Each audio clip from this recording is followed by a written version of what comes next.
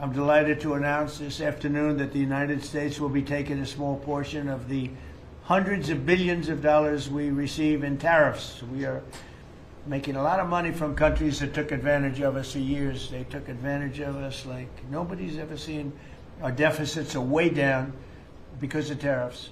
I guess because of the election, because without the election you wouldn't have tariffs. You'd be sitting here losing your shirt. But we're taking in billions. We're really taking in trillions of dollars, if you think about it, Scott, because the real number is, when you think of all the money being poured into the country for new auto plants and all of the other things, AI.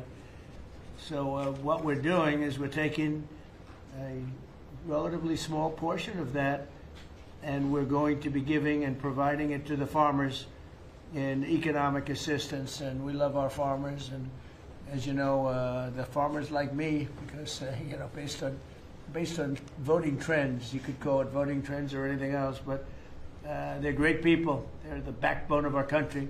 So we're going to use that money to provide $12 billion in economic assistance to American farmers. $12 billion is a lot of money, Merrill. What do you think? Peanuts for you, though, right? Peanuts.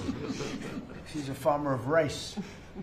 This relief will provide much-needed certainty to farmers as they get this year's harvest to market and look ahead to next year's crops, and it'll help them continue their efforts to lower food prices for American families. And again, we inherited something that we inherited the worst inflation in the history of our country, and we're taking care of it.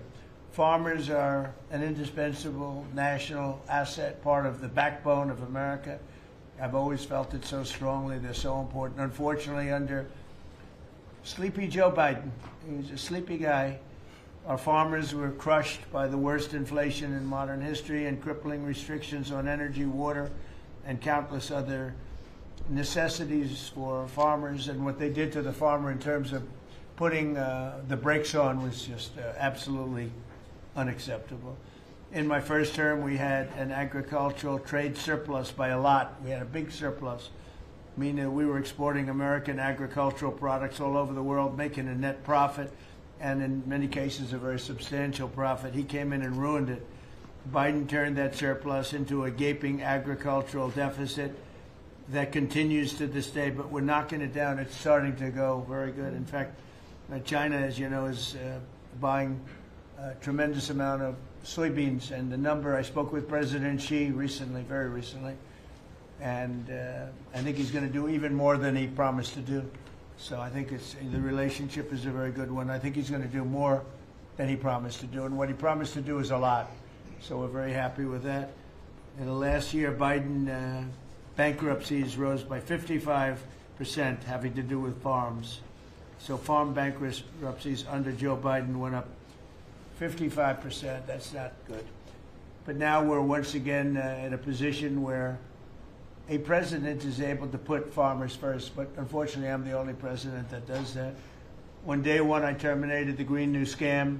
Energy prices are down. Gasoline prices are down. We've slashed record numbers of crippling regulations, and we're working on huge trade deals, already securing $60 billion in agricultural purchase commitments. And Biden made none. He didn't make any trade deals having to do with the farmers or any of it. It's crazy. China committed. He was the worst president in the history of our country, by the way, in case anybody has any questions. China committed to over $40 billion of soybean purchases, and that's a commitment. And I asked President Xi if he could even up it, and I think he'll do that. I mean, not a commitment. The $40 billion is a commitment, but the soybean farmers are quite happy.